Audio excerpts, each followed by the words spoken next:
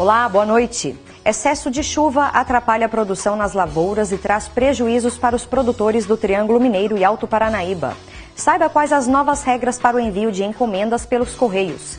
Você sabia que as dissertações e teses da UFO agora são arquivadas de um novo jeito na biblioteca? O processo é todo digital. Tem também lançamento de livro infantil neste sábado em Uberlândia. E falando em fim de semana, nossa agenda cultural está cheia de dicas para você curtir bastante. E a gente vai conversar com uma psicoterapeuta sobre questões importantes. Será que a gente está vivendo cada momento de nossas vidas ou a gente só liga ao piloto automático? Esses e outros assuntos você acompanha agora no TVO Notícias.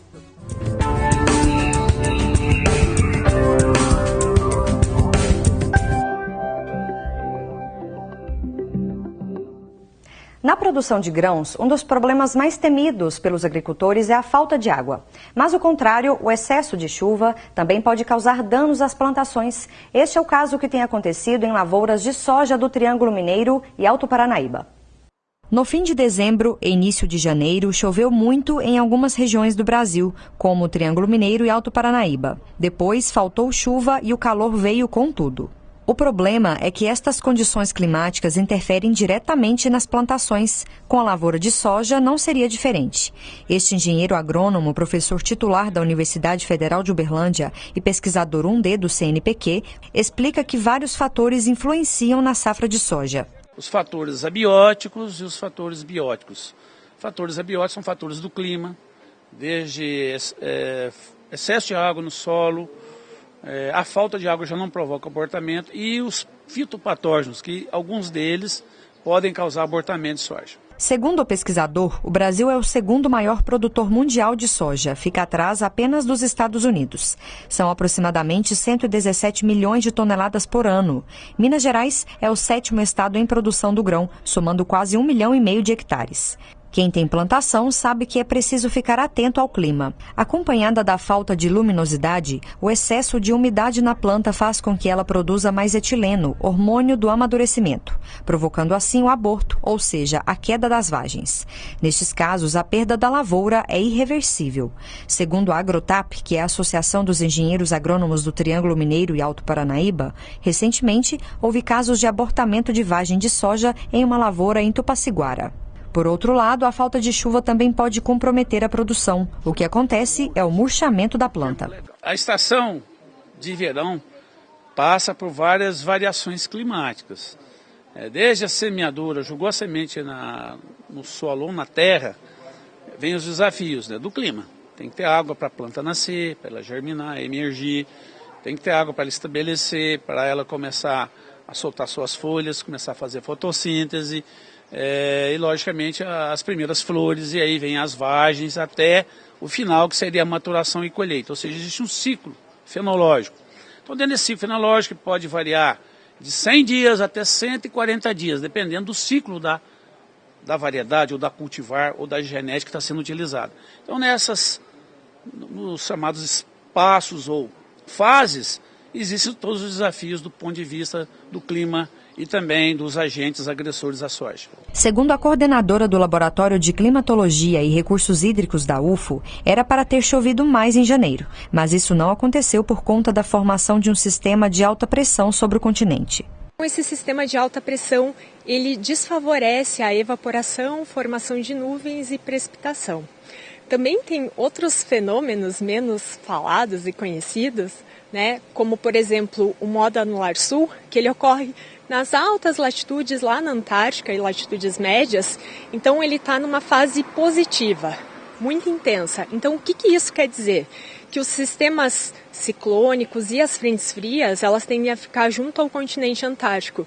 Então, consequentemente, menos frentes frias estão vindo aqui em direção à região sudeste do Brasil. E são justamente essas frentes frias que elas vão contribuir para o aporte de umidade para a formação da zona de convergência do Atlântico Sul, as ACAS, que é o principal sistema atmosférico responsável pela precipitação na estação chuvosa aqui na região tropical do Brasil. O mês de fevereiro deve ser de muito sol e não deve chover como esperado. A previsão é de queda de 25% nas precipitações e aumento da temperatura, isso segundo uma média de vários modelos climáticos.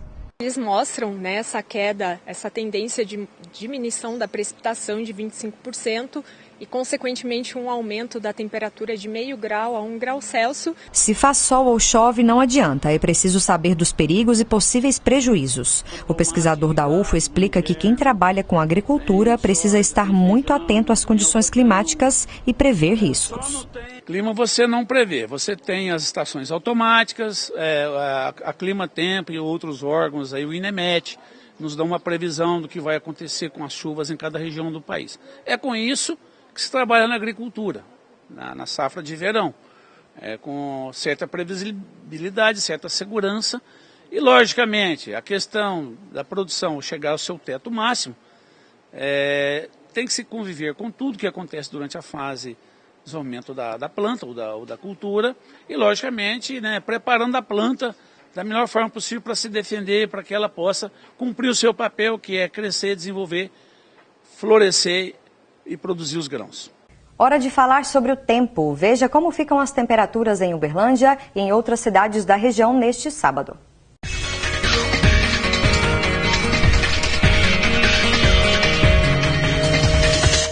Em Uberlândia, a previsão é de chuva forte com trovoadas ao longo do dia.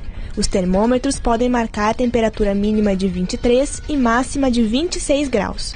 No sábado está previsto chuva durante o dia em Patos de Minas. A mínima prevista é de 23 e a máxima de 26 graus. Previsão de chuva em Monte Carmelo a qualquer hora do dia. A temperatura mínima é de 24 graus e a máxima 29. Em Ituiutaba, a probabilidade de chuva é de 80%. Os termômetros podem alcançar temperatura mínima de 25 e a máxima não deve passar dos 33 graus. E em Araguari, o sábado vai ser de chuva com trovoadas. As temperaturas variam entre 22 e 27 graus. Em vários pontos de Uberlândia são oferecidas atividades esportivas de graça e as inscrições começam agora no início de fevereiro. Os detalhes com Letícia Brito. O período de matrículas começa dia 5 de fevereiro. Quem tem mais detalhes para a gente é o Giovan Guimarães, coordenador de iniciação esportiva da FUTEL. Giovan, me dê alguns exemplos de atividades esportivas que o pessoal pode fazer. Bom, nós temos desde modalidades de qualidade de vida, como hidroginástica, ginástica funcional e ginástica, até modalidades de iniciação esportiva, que voltada ao público mais novo, as crianças, que é de 7 a 17 anos. Então tem lutas, judô, karatê, tem o futebol, que é tradicional, mas também tem modalidades paralímpicas, que pode ser procurado, o atletismo e outras modalidades. São várias opções, quem quiser praticar, nós temos aí a oportunidade em vários locais na cidade. E como fazer para participar? Quem procurar? O que levar? Precisa levar documentos pessoais?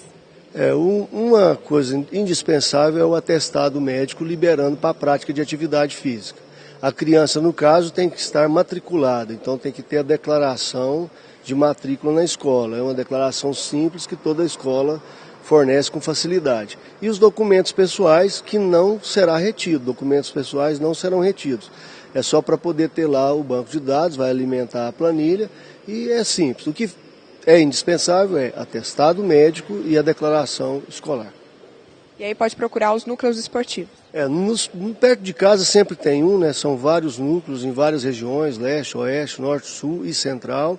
No próprio local, o professor e supervisor estará lá pronto a recebê-los, preencher os dados e já distribuir o seu horário, porque cada núcleo tem um horário específico de acordo com a demanda daquela localidade. Muito obrigada pelas informações. Então, reforçando, as matrículas começam dia 5 de fevereiro. E depois do intervalo, os Correios estão com novas regras para o envio de encomendas. Você vai conferir uma reportagem sobre as mudanças. Tem novidades também na forma de arquivar dissertações e teses da UFO na biblioteca. Agora é tudo digital. O TVU Notícias volta já já.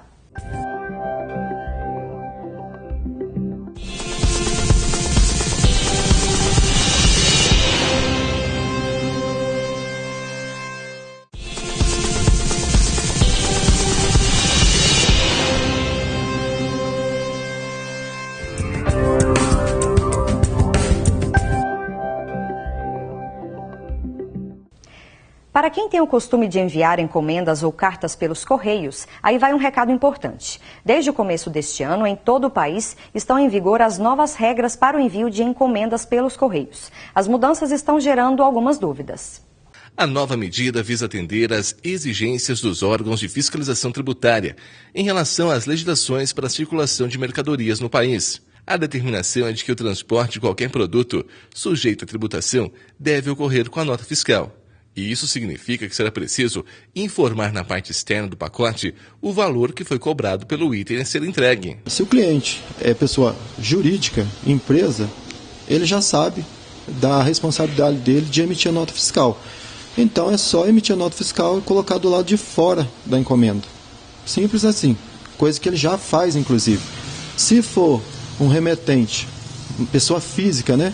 Um remetente, quem envia, né? For uma pessoa física, ele vai preencher a declaração de conteúdo, né? Aí a gente tem um modelo, até depois a gente vai deixar mais exposto, o cliente ter acesso ao modelo do formulário, e as orientações de preenchimento, ele tanto encontra na internet como vindo na agência dos Correios, a gente vai ter aí como orientar ele a preencher da maneira correta. Toda postagem que for caixa entra nessa exigência da nota fiscal. Envelope não entra nessa exigência da legislação tributária. Nesse caso específico, do envio de presente. Eu comprei um presente, quero mandar para fulano. Ou eu tenho um presente, quero mandar para fulano. De pessoa física para pessoa física, vai preencher a declaração.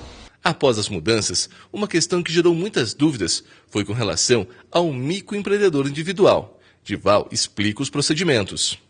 Na maioria das vezes, ele não é obrigado a emitir nota fiscal.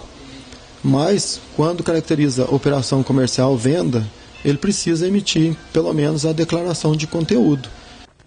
Você sabia que mudou a forma de arquivar as dissertações e teses na biblioteca da UFO? Agora o processo é digital. Quem conta mais detalhes sobre essa novidade pra gente é a gerente do setor de bibliotecas digitais da UFO, Gisele Couto. Gisele, boa noite. Boa noite. Bem-vinda ao TV Notícias. Obrigada. Que bom essa novidade, né? Sim. Pelo que eu estou entendendo, vai diminuir muitos gastos, é isso? Conta pra gente desse processo. Isso. Esse processo da UFO foi para minimizar, né, os gastos da UFO, que era em torno de 200 mil anual, com a impressão de tese e dissertações, e com esse processo de inserção do DOI, que agora é tudo digital, né, o processo eletrônico mesmo das teses e dissertações, a UFO vai gastar em torno de R$2.000 anuais. Então, foi mais para preservação digital, para facilitar os usuários a busca, né, do material, sendo todo online, de não ter que recorrer, às vezes, estar em outra cidade, até a UFO para ver o material. Então, tudo online já facilita mais e o DOI garante essa preservação digital e um identificador persistente do site, que é aquele endereço que é um RG mesmo do documento. Esclarecendo o que é DOI, né? Para quem não conhece. Em relação ao alcance, vai ser muito maior, já que está tudo online, né? É um dos benefícios também. Sim. Hoje o repositório ele tem uma visibilidade mundial. A gente consegue estatísticas de países, estados, cidades. Então, como toda universidade utiliza, o mundo inteiro sabe o que é repositório e o que está dentro de um repositório. Então, essa visibilidade do material é internacional. Agora, como que funciona? Vamos tirar as dúvidas. A pessoa que está aí concluindo a dissertação ou a tese, explica qual que é o procedimento. Então, o processo hoje, a pessoa tem que fazer um cadastro, né, no repositório institucional, ou com e-mail UFO, ou com e-mail externo, @gmail, @hotmail. O orientador também tem que se cadastrar, porque a gente só dá autorização de submissão de materiais se o orientador tiver cadastrado no repositório, tá? Então, ele faz esse cadastro, a gente recebe um formulário para dar autorização de submissão numa coleção, né? A coleção do curso dele. Após esse processo, existe um tutorial no repositório que ele deve seguir sobre a inserção do material, que tem que seguir o tutorial para a gente não rejeitar o material com erros de submissão. Então, ele faz esse processo, né, de submissão, vai automaticamente um e-mail para o orientador valida, vê se aquele é o trabalho, o PDF está correto, se o que ele colocou está tudo correto. Estando correto, ele valida aqueles dados e aprova e chega para a biblioteca. No momento que chega para a biblioteca, a gente precisa, para tese e dissertações, isso não vale para TCC, só para tese e dissertações, que o processo no SEI, que é o Sistema Eletrônico de Documentos da UFO, esteja aberto também para a gente disponibilizar o material. Então, quando ele colocar no repositório, ele tem que avisar a secretaria dele, para a secretaria do curso abrir esse processo no SEI, com toda a documentação.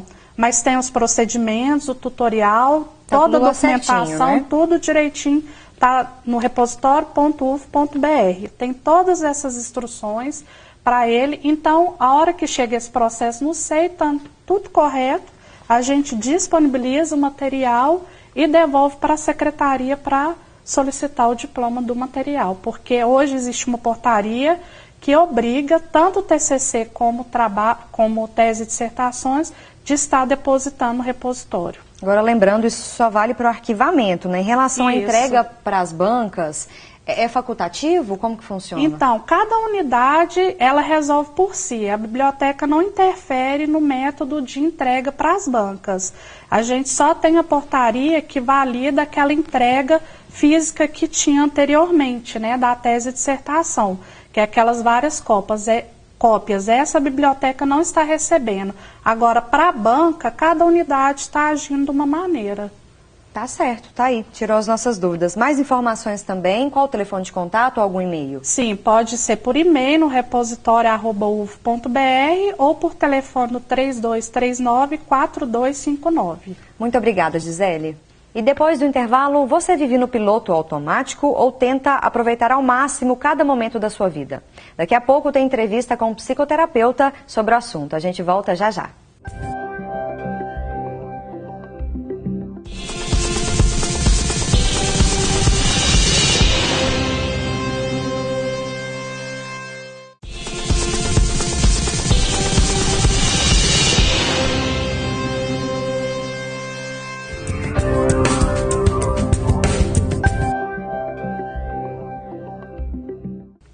Amanhã à tarde acontece o lançamento do livro infantil. A obra mostra uma experiência pessoal da autora, que contou com a ajuda dos netos para fazer as ilustrações. A repórter Letícia Brito traz mais detalhes para a gente. O livro infantil Minhas Duas Avós conta a história de uma criança que tem duas avós que são casadas. Quem vai contar os detalhes para a gente é a autora do livro, a Ana Teixeira. Ana, essa história, na verdade, é uma história pessoal sua, né? Conta um pouquinho para a gente. É uma história pessoal, meus netos vivenciaram isso, eu tenho 5 netos e o meu terceiro casamento é com uma mulher. E aí, a partir da vivência deles com essa nova configuração familiar, eu resolvi contar a história de duas avós que são muito diferentes. Mas elas não são diferentes porque elas são casadas, elas são diferentes porque uma é muito bagunceira, a outra deixa tudo super no lugar. Uma não come bichos e a outra toma muita água. E aí as diferenças entre as duas, na verdade, são as diferenças que tem entre todos nós, humanos, né? E aí eu quis evidenciar isso e ainda contei com a ajuda deles para ilustrar o livro. E isso foi um processo também muito gostoso. E qual que é o seu objetivo quando você escreveu o livro? Qual que é a ideia por trás de contar uma história pessoal sua? Olha, a Clarice já dizia, Clarice Lispector, que a gente escreve para nada, sabe? Que não tem motivo nenhum para escrever. Assim como eu desenho, como eu tenho outras práticas artísticas, para mim também não foi com a intenção exatamente de nada. E, ao mesmo tempo, eu sei que o livro está no mundo dialogando com as pessoas e contando que essa nova configuração familiar é uma possibilidade, que as crianças lidam com isso de uma maneira muito bacana, muito tranquila, e que são os adultos que restringem um pouco, né? Que se limitam, que limitam as relações mais convencionais. As crianças não. E o livro vai ser lançado, né? Vamos ter um evento de lançamento nesse próximo sábado, dia 3 de fevereiro, é isso? Isso, gente. Eu estou aqui, eu morei em Uberlândia por muitos anos, por 15 anos, né? E estou fora daqui há 20 anos. E estou muito feliz de estar aqui, A Casa de Ideias, do Alexandre França, está nos recebendo para o lançamento desse livro, que é no sábado, a partir das 15 horas até as 19. Eu vou contar a história para as crianças que estiverem lá. Infelizmente, os meninos não estão aqui junto comigo para participarem do lançamento, como eles fizeram em São Paulo, mas eles estão nos desenhos, né, e na toda a configuração do livro, que foi feita junto, nós todos juntos, né. E além do evento de lançamento, o pessoal pode entrar em contato pelo seu telefone para saber mais sobre o livro, certo? Qual que é o telefone? Certo, meu telefone é 11 99 532 9455. Pode entrar, quem sabe alguma livraria de Uberlândia também se interessa em ter o livro aqui. Em São Paulo ele já está nas livrarias, está no site da editora. Eu espero que ele possa fazer uma caminhada bonita, como é bonita, como são bonitas as relações de amor, de toda espécie de amor, né? Toda maneira de amor vale a pena. Muito obrigada pelas informações. Então, fica aí o convite para o pessoal participar do evento de lançamento do livro. Fim de semana à vista e tem muita coisa boa para fazer em Uberlândia. Veja agora as dicas da nossa agenda cultural. Acontece logo mais, às 7h30 da noite, no Mercado Municipal, a abertura da exposição Olhares Poéticos sobre a Paisagem Rural. O trabalho faz parte do projeto Outdoor Art e reúne 36 obras que retratam diferentes cenários fora da zona urbana. No sábado, a partir das 16 horas, o Rotary Club realiza o primeiro grito de carnaval. Um DJ e a banda jardineira animam a festa. Parte da renda arrecadada vai ser revertida para o Hospital do Câncer.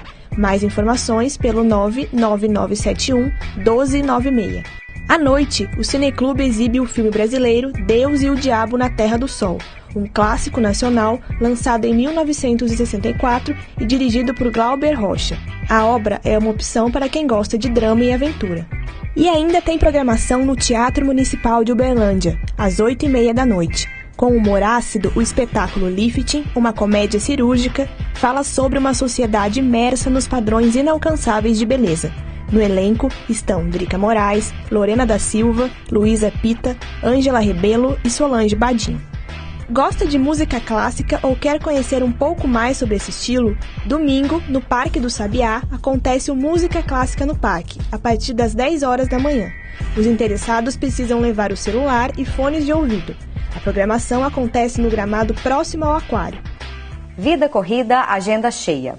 Você já parou para pensar quando está apenas seguindo a rotina e quando realmente está vivendo cada momento ao máximo? Para saber como sair do piloto automático e aprender a desfrutar melhor de cada momento e etapa da nossa vida, eu converso com a coach e psicoterapeuta Vivian Varaldo. Vivian, bem-vinda ao TV Notícias, boa noite. Obrigada pelo convite. Parece que a gente não está vendo o tempo passar. Seria porque a gente não está vivendo plenamente? Falando nisso, o que é viver plenamente para você? Para mim, viver plenamente é a gente viver um momento presente. Se a gente parar para pensar, não tem nada, absolutamente nada acontecendo, a não ser o aqui e agora. Eu estou conversando com você comigo, e é só isso que está acontecendo. Na nossa vida, a gente acaba se perdendo muito no que a gente tem para fazer, nas preocupações do dia a dia, e deixa de viver isso aqui. O impacto do dia 2 de fevereiro, né, na vida das pessoas que eu observei assim, nesses últimos 2 dias, é que foi um susto muito grande. Né? Um mês já se passou desse ano e o que está acontecendo? Né? As pessoas estão um pouco assustadas quanto a isso porque justamente não estão vivendo o momento presente, que é o aqui e agora. É a única coisa que a gente tem.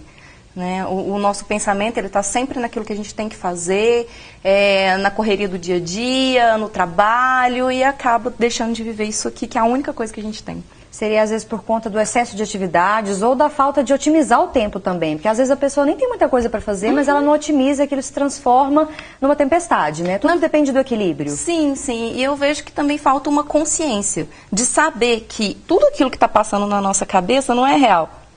Se a gente for pensar, todos os nossos pensamentos, eles não estão acontecendo, só está aqui na nossa cabeça. Então, quando a gente está pensando naquilo que tem que fazer, que vai acontecer, nas preocupações do que nem aconteceu ainda, e aí deixa de viver o momento presente, você não desenvolve a plenitude, né, da vida. Em relação às áreas da nossa vida, são 12, né? 12 áreas. Quais são as principais ou todas são importantes? É preciso dar conta de tudo? Sim, é preciso dar conta de tudo para viver de forma mais equilibrada. Então, a gente tem 4 principais áreas, que é a área da prosperidade. Essa área da prosperidade vem o quê? Vem vida financeira, vem bens materiais, vem a nossa saúde. É aí que a gente coloca, né, para o nosso trabalho, a carga horária, a quantidade que a gente ganha de financeiro, os nossos bens materiais, atividade física, alimentação, né? Então, essa é uma das grandes áreas, aí vem essas 3. A segunda grande área é a área da felicidade, que são as nossas relações, né? Então, vem relacionamento amoroso, vem família, vem amigos, sócios ou pessoas que você trabalha. Depois vem uma terceira grande área, que é a área da cultura. Eu falo que é uma área mais mental. Essas pessoas que estão com essa área muito em baixa, estão com estresse alto, não estão dormindo direito, né? Então aí vem viagens, vem artes, vem estudos, tudo para trabalhar a nossa mente. E a quarta grande área, que é a área que é a nossa missão de vida. É o que a gente veio aqui no mundo para fazer o quê? O que eu vejo que as pessoas estão cada vez sentindo mais falta e em busca é disso, é de um sentido para a vida, sabe? É essa área que geralmente a gente deixa um pouquinho para lá, sabe? Que é para fazer o bem, a gente sempre vai deixando para lá, né? Para depois. Não, depois eu trabalho meu autoconhecimento. Não, depois eu vou começar um processo terapêutico. Depois eu vou desenvolver o meu propósito de vida.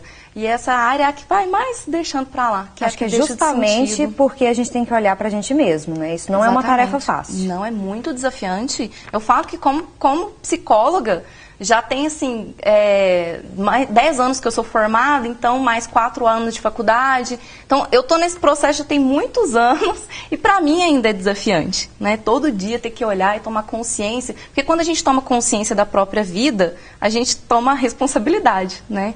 E aí você fica com autoconsciência e autorresponsabilidade pela própria vida. Você tem que tomar alguma ação para aquilo que está acontecendo, né? As vantagens de ter autoconhecimento. Agora, esse olhar para si depende só da gente ou é importante um olhar externo? Porque às vezes o nosso olhar também é viciado, né? A gente vê o que a gente quer. Sim, com certeza. É exatamente isso. A gente atua de forma muito inconsciente, né? Então, assim, a gente não percebe as coisas que estão acontecendo na nossa vida, né? Então, o olhar externo de um profissional, isso apoia muito, muito mesmo. É importante, né? Eu tô aqui tentando concentrar na nossa conversa, em vez de ficar pensando tantas coisas que eu queria falar, também não vai dar tempo. Mas pra gente finalizar, Vivian, eu gostaria que você desse dicas por onde começar, tentar equilibrar tudo isso, assim, tentar fazer com que a vida passe menos despercebida. Menos despercebida. É uma tarefa muito desafiante, porém, para começar a desenvolver um novo hábito, é necessário desenvolver isso por no mínimo 21 dias. Então, se você quer viver plenamente, desenvolva uma coisa. Uma alimentação mais saudável, uma prática de exercício físico. O exercício físico, ele deixa a gente no momento presente, porque a gente está ali mexendo com o corpo naquele momento. Então, assim, desenvolver atividades para a nossa autoestima, para o nosso amor próprio e que se desenvolva isso durante 21 dias seguidos. Para se construir um novo hábito. Tá aí um desafio para quem assiste a gente. Exatamente. Né? Vamos ver se essas pessoas prestaram atenção também no que a gente falou, né? Sim, sim. Em vez de ficar pensando que tem louça para lavar, que tem tanta coisa para fazer. Sim, exatamente. Né, Vivian? Obrigada, viu, pela sua presença. Obrigada a você. Notícias. E a gente fica por aqui. Agora você fica com o Jornal Minas, segunda edição. Até segunda-feira.